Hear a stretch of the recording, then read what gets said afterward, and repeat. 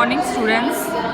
Today we will discuss our next topic, that is elastic collision in two dimension, और इसको ਆਪਾਂ ਕੀ ਕਹਿੰਦੇ ਹੈਗੇ oblique collision. Clear? ਪਿਛੇ ਪਹਿਲਾਂ ਆਪਾਂ ਕੀਤਾ ਸੀਗਾ elastic collision one dimension ਦੇ ਵਿੱਚ, ਹੁਣ ਆਪਾਂ ਕਰ ਰਹੇ ਹਾਂ elastic collision two dimensions ਦੇ ਵਿੱਚ. Clear? ਮਤਲਬ ਦੋ ਐਕਸਿਸ ਦੇ ਵਿੱਚ, x ਐਕਸਿਸ ਦੇ ਵਿੱਚ ਵੀ ਤੇ y ਐਕਸਿਸ ਦੇ ਵਿੱਚ ਵੀ ਕੀ ਹੋਏਗਾ collision ਹੋਏਗਾ. ਠੀਕ ਹੈ, ਸਭ ਤੋਂ ਪਹਿਲਾਂ ਡਾਇਗਰਾਮ ਇੱਕ ਚੰਗੀ ਤਰ੍ਹਾਂ ਸਮਝੋ ਨਾ ਕੀ ਹੈ. ਤੁਹਾਡੇ ਕੋਲ ਦੋ ਬੋਡੀਜ਼ ਨੇ A ਤੇ B. ਜਿਹੜੀ B ਹੈ ਤੁਹਾਡੇ ਕੋਲ ਉਹ ਰੈਸਟ ਤੇ ਹੈ, ਮਤਲਬ ਉਹਦੀ ਵੈਲੋਸਿਟੀ 0 ਹੈ, ਤੇ ਜਿਹੜੀ A ਆਪਣੇ ਕੋਲੋਂ ਮੂਵ ਕਰ ਰਹੀ ਹੈ. ਹੁਣ ਦੇਖੋ ਕੀ ਹੋ ਰਿਹਾ ਹੈਗਾ, ਜਿਹੜੀ A ਵੈਲੋਸਿਟੀ u1 ਵੈਲੋਸਿਟੀ ਦੇ ਨਾਲ, ਜਿਹੜਾ A ਬੋਡੀ ਹੈ ਜਿਹਦਾ ਮਾਸ m1 ਹੈ, ਉਹ u1 ਵੈਲੋਸਿਟੀ ਦੇ ਨਾਲ B ਵੱਲ ਜਾ ਰਹੀ ਹੈ. ਠੀਕ ਹੈ, ਉਹ ਜਿਵੇਂ ਹੀ B ਨੂੰ ਟਕਰਾਊਗੀ ਆਪਣੇ ਕੋਲ, ਉਸ ਤੋਂ ਬਾਅਦ ਕੀ ਹੋਏਗਾ, ਜਿਹੜਾ ਉਹਨਾਂ ਦਾ ਜਿਵੇਂ ਹੀ ਜਿਹੜੇ A ਹੈ ਆਪਣੇ ਕੋਲ ਜਿਹਦਾ ਮਾਸ m1 ਹੈ, ਠੀਕ ਹੈ, ਤੇ ਜਿਹੜੀ B ਬੋਡੀ ਹੈ ਉਸ ਦਾ ਮਾਸ ਕੀ ਹੈ m2. ਕਲੀਅਰ? ਤਾਂ ਆਪਣੇ ਕੋਲ ਜਿਹੜੀ A ਬੋਡੀ ਹੈ ਜਦੋਂ B ਬੋਡੀ ਨਾਲ ਟਕਰਾਊਗੀ, ਕਲੀਅਰ, ਉਸ ਤੋਂ ਬਾਅਦ ਕੀ ਹੋਏਗਾ, ਟਕਰਾ ਰਹੇ ਆਪਣੇ ਕੋਲ ਉਹ ਡਿਫਰੈਂਟ ਡਾਇਰੈਕਸ਼ਨ ਦੇ ਵਿੱਚ ਆਪਣੇ ਕੋਲ ਕੀ ਹੈ ਸਕੈਟਰ ਹੋ ਜਾਣਗੇ. ਕਲੀਅਰ?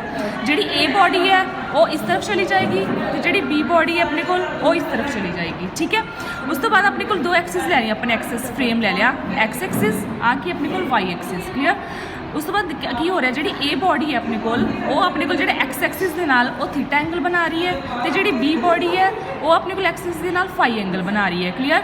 ਉਸ ਤੋਂ ਬਾਅਦ ਜਿਹੜੀ u1 ਹੈ ਉਹ ਇਨੀਸ਼ੀਅਲ ਵੈਲੋਸਿਟੀ ਹੋ ਗਈ A ਦੀ, ਤੇ ਜਿਹੜੀ u2 ਆਪਣੇ ਕੋਲ u2 ਕੀ ਹੈ 0, ਮਤਲਬ B ਜਿਹੜਾ ਹੈਗਾ ਉਹ ਰੈਸਟ ਤੇ ਹੈ. ਕਲੀਅਰ? ਉਸ ਤੋਂ ਬਾਅਦ ਆਪਣੇ ਕੋਲ ਉਹ ਇਸ ਤਰਫ ਡਾਇਰੈਕਸ਼ਨ ਦੇ ਵਿੱਚ ਚਲਾ ਜਾਊਗਾ ਤੇ B ਜਿਹੜਾ ਹੈਗਾ ਇਸ ਡਾਇਰੈਕਸ਼ਨ ਦੇ ਵਿੱਚ ਚਲਾ ਜਾਏਗਾ. ਤਾਂ ਆਪਣੇ ਕੋਲ ਕੀ ਹੋ ਗਿਆ elastic ਕੋਲਿਜ਼ਨ in to dimension. Clear? ਤਾਂ A ਦੀ ਜਿਹੜੀ ਵੈਲੋਸਿਟੀ ਹੈ ਫਾਈਨਲ ਵੈਲੋਸਿਟੀ ਉਹ v1 ਹੋ ਜਾਊਗੀ, ਤੇ ਜਿਹੜੀ B ਦੀ ਫਾਈਨਲ ਵੈਲੋਸਿਟੀ ਹੈ ਉਹ v2 ਹੋ ਜਾਊਗੀ. ਕਲੀਅਰ? ਉਸ ਤੋਂ ਬਾਅਦ ਨੈਕਸਟ ਕੀ ਆਪਣੇ ਕੋਲ ਡੈਫੀਨੇਸ਼ਨ ਦੇ according, when two bodies travelling initially along the same straight line. Clear? मतलब अपने को दोनों बॉडीज सेम स्ट्रेट लाइन के अलॉन्ग मूव कर रही ने. क्लियर? एक दूजे नाल टकरांदियां ने, तो उस तो बाद की हो जाता है loss of kinetic energy and move along the different direction in a plane after collision. The collision is said to be elastic collision in two dimension. Clear? उस तो बाद देखो दो एंगल्स ने, एक थीटा हैगा एक फाई है. ठीक है, थीटा ਜਿਹੜਾ ਉਹਨੂੰ ਆਪਾਂ ਕਹਿੰਦੇ ਆ ਐਂਗਲ ਆਫ ਸਕੈਟਰਿੰਗ, ਤੇ ਜਿਹੜਾ ਆਪਣੇ ਕੋਲ ਫਾਈ ਹੈ ਉਹਨੂੰ ਆਪਾਂ ਕਹਿੰਦੇ ਆ ਐਂਗਲ ਆਫ ਰੀਕੋਇਲ. ਮਤਲਬ ਜਿਹੜੇ A ਬੋਡੀ ਐਕਸਿਸ ਨਾਲ ਬਣਾ ਰਹੀ ਹੈ theta angle, that is angle of scattering, ਤੇ ਜਿਹੜਾ B ਬੋਡੀ ਐਕਸਿਸ ਨਾਲ ਬਣਾ ਰਹੀ ਹੈ ਫਾਈ, ਇਹ ਕੀ ਹੋ ਗਿਆ ਆਪਣੇ ਕੋਲ ਐਂਗਲ ਆਫ ਰੀਕੋਇਲਿੰਗ. ਕਲੀਅਰ?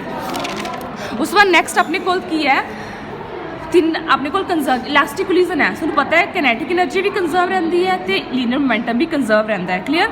ਇਸ ਲਈ ਆਪਣੇ ਕੋਲ ਇਕੁਏਸ਼ਨਾਂ ਜਿਵੇਂ ਆਪਾਂ ਪਹਿਲਾਂ ਵਨ ਡਾਇਮੈਂਸ਼ਨ ਦੇ ਵਿੱਚ ਕੀਤਾ ਸੀ ਕੰਜ਼ਰਵੇਸ਼ਨ ਲਾਜ਼ ਦੇ ਅਕੋਰਡਿੰਗ, ਹੁਣ ਸਿਮਿਲਰਲੀ ਇੱਥੇ ਕਰ ਰਹੇ ਆਪਾਂ total kinetic energy after collision is equals to total kinetic energy before collision. Clear? ਹੁਣ ਦੇਖੋ ਆਫਟਰ ਕੋਲਿਜ਼ਨ v1 ਵੈਲੋਸਿਟੀਜ਼ ਹੋ ਗਈਆਂ ਸੀ ਦੋਨਾਂ ਦੀ, half m1 v1 square half m2 v2 square is equals to half initial velocities ਕੀ ਨੇ ਉਹਨਾਂ ਦੀ u1 ਤੇ u2, half m1 u1 square plus half m2 u2 square. Clear?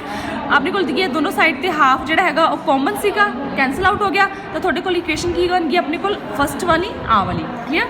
ਉਸ ਤੋਂ ਬਾਅਦ ਆਪਾਂ ਲੀਨੀਅਰ ਮੋਮੈਂਟਮ ਕਰ ਰਹੇ ਹਾਂ. ਹੁਣ ਦੇਖੋ ਆਪਣੇ ਕੋਲ ਲੀਨੀਅਰ ਮੋਮੈਂਟਮ ਆਪਾਂ ਕੰਜ਼ਰਵ ਕਰਨਾ ਇਲਾਸਟਿਕ ਕੋਲਿਜ਼ਨ ਦੇ ਵਿੱਚ, ਇਸ ਦਾ ਆਪਣੇ ਕੋਲ ਦੋ ਐਕਸਿਸ ਦੇ ਥਰੂ ਕਰ ਰਹੇ ਹਾਂ, ਇੱਕ x ਐਕਸਿਸ ਦੇ, ਕਿਉਂਕਿ ਜਿਹੜਾ ਕੋਲਿਜ਼ਨ ਹੋ ਰਿਹਾ ਆਪਣੇ ਕੋਲ ਉਹ ਟੂ ਡਾਇਮੈਂਸ਼ਨਲ ਹੈ, x ਦੇ ਅਲੋਂਗ ਵੀ ਹੋ ਰਿਹਾ ਹੈ ਤੇ y ਦੇ ਅਲੋਂਗ ਵੀ ਹੋ ਰਿਹਾ ਹੈ. ਇਸ ਕਰਕੇ ਆਪਾਂ ਦੋਨਾਂ ਦੀ ਅਲੱਗ-ਅਲੱਗ ਇਕੁਏਸ਼ਨਸ ਬਣਾਵਾਂਗੇ, x ਦੀ ਅਲੱਗ ਬਣਾਵਾਂਗੇ ਤੇ y ਦੀਆਂ ਅਲੱਗ ਬਣਾਵਾਂਗੇ. ਸਭ ਤੋਂ ਪਹਿਲਾਂ ਆਪਾਂ x ਐਕਸਿਸ ਦੇ ਅਲੋਂਗ ਦੇਖ ਰਹੇ ਹਾਂਗੇ, ਜਿਹੜਾ ਟੋਟਲ ਲੀਨੀਅਰ ਮੋਮੈਂਟਮ ਹੈ after collision is equals to total linear momentum before collision according to conservation law. Clear?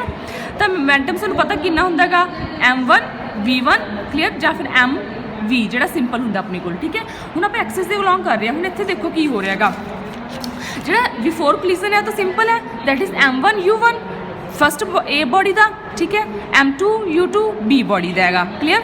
ਹੁਣ ਇੱਥੇ ਦੇਖੋ ਆਫਟਰ ਕੋਲਿਜ਼ਨ ਕੀ ਹੋ ਰਿਹਾ ਹੈਗਾ, ਜੇ ਤੁਹਾਡੇ ਕੋਲ A ਆਪਣੇ ਕੋਲ ਆਫਟਰ ਕੋਲਿਜ਼ਨ x ਦੇ ਅਲੋਂਗ, ਠੀਕ ਹੈ, x ਦੇ ਅਲੋਂਗ ਕੀ ਹੋਇਆ ਆਪਣੇ ਕੋਲ ਇਸ ਜਿਹੜੀ A ਹੈ ਉਹ ਇਸ ਡਾਇਰੈਕਸ਼ਨ ਦੇ ਵਿੱਚ ਜਾ ਰਹੀ ਹੈ, ਥੀਟਾ ਐਂਗਲ ਬਣਾ ਰਹੀ ਹੈ x ਐਕਸਿਸ ਦੇ ਨਾਲ. ਠੀਕ ਹੈ, ਤਾਂ ਤੁਹਾਨੂੰ ਪਤਾ ਹੈ ਕਿ ਜਦੋਂ ਕੋਈ ਵੀ ਬੋਡੀ ਨਾ ਹੀ x ਐਕਸਿਸ ਦੇ ਵਿੱਚ ਜਾ ਰਹੀ ਹੋਵੇ ਨਾ ਹੀ y ਦੇ ਵਿੱਚ ਜਾ ਰਹੀ ਹੋਵੇ ਤੇ ਕਿਸੇ ਹੋਰ ਡਾਇਰੈਕਸ਼ਨ ਤੇ ਜਾ ਰਹੀ ਹੋ, ਤਾਂ ਉਹਦਾ ਆਪਣੇ ਕੋਲ ਕੰਪੋਨੈਂਟਸ ਕੀ ਹੋ ਜਾਂਦੇ ਨੇ, ਰਿਜ਼ੋਲਵ ਹੋ ਜਾਂਦੇ ਨੇ. ਆਪਾਂ ਪਹਿਲਾਂ ਫਸਟ ਯੂਨਿਟ ਦੇ ਵਿੱਚ ਕਰ ਚੁੱਕੇ ਹਾਂ ਕੰਪੋਨੈਂਟ ਰਿਜ਼ੋਲਵ. ਠੀਕ ਹੈ, ਹੁਣ ਇਹਦੇ ਵਿੱਚ ਵੀ ਕੀ ਹੋ ਜਾਊਗਾ ਆਪਣੇ ਕੋਲ, ਇਹਦੇ ਕੰਪੋਨੈਂਟਸ ਰਿਜ਼ੋਲਵ ਹੋ ਜਾਣਗੇ.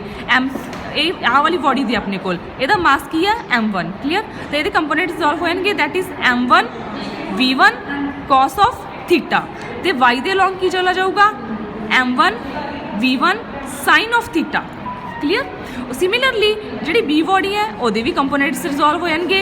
हुण जिहदे नाल थीटा बना रही है ਉਹਦੇ ਵੱਲ cos थीटा ਹੁੰਦਾ है ਤੇ दूसरी ਦੇ ਅਲੋਂਗ ਆਪਣੇ ਕੋਲ sin थीटा ਹੁੰਦਾ है। ਹੁਣ ਆਪਾਂ ਇਹਦੇ ਦੇਖ ਰਹੇ ਹਾਂ ਇਹਦਾ ਮਾਸ ਕੀ ਸੀਗਾ m2 ਤਾਂ x ਦੇ ਅਲੋਂਗ ਕੀ ਹੋ ਜਾਊਗਾ ਤੁਹਾਡੇ ਕੋਲ m2 v2 cos of phi क्योंकि phi एंगल बना रही है तो इधर कितना चला जाऊगा m2 v2 sin of phi। Clear. हुण x ਦੇ ਅਲੋਂग देखो x ਦੇ ਅਲੋਂग ਆਪਣੇ ਕੋਲ ਆ ਦੋਨੋਂ ਕੰਪੋਨੈਂਟ ਆ ਰਹੇ ਨੇ ਆਪਣੇ ਕੋਲ। क्लीयर।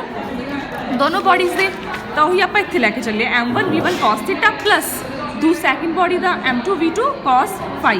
सिमिलरली y दे लॉन्ग हुण y दे लॉन्ग देखो आफ्टर कोलिजन जिहड़ा हैगा कंपोनेंट दो ने अपने कोल आ वाले या a बॉडी दे आ b बॉडी दे m1 v1 sin of theta m2 v2 sin phi। ठीक है। तो बिफोर कोलिजन देखो बिफोर कोलिजन इन्हां दोनों का कोई वाई एक्सिस दे विच कोई मोशन नहीं हैगा। क्लीयर। सिर्फ एक्स एक्सिस दे विच मोशन है तो वो अपने कोल कितना आ जाऊगा 0। क्लीयर। हुण देखो तीन इक्वेशन मेन इक्वेशन आ गई। फर्स्ट कंजरवेशन के अकॉर्डिंग कैनेटिक एनर्जी के according, second linear momentum x axis के अलोंग ते दूसरा लीनियर मोमेंटम वाई एक्सिस के अलोंग। क्लीयर। उस तो बाद नैक्सट ही अपने कोल स्पैशल केसिस ने। क्लीयर। स्पैशल केसिस दे विच की अपने कोल आप डराइव करना है जोड़ा मेन रिजल्ट है वो कि अपने को theta plus phi is equals to 90। हुण देखो ऊपर अपने को सिंपल कैलकुलेशन है। क्लीयर।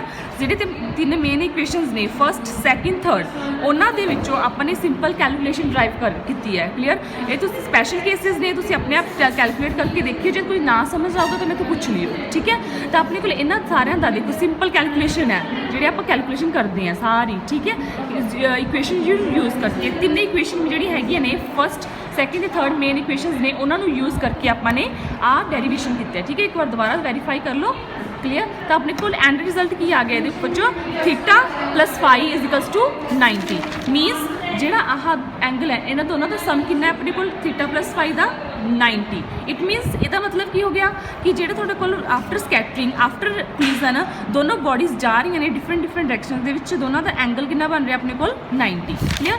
तो हैंस जो मेन रिजल्ट अपने को कंक्लूड आ गया that is for perfectly elastic collision. ठीक है। For perfectly elastic collision 2 dimension के जो हो रहा वो दोनों बॉडीज़ के जो एंगल बन रहा अपने को कितना आंदा है 90 मीनस दोनों एक दूजे के परपेंडिकुलर ने। ठीक है। Thank you.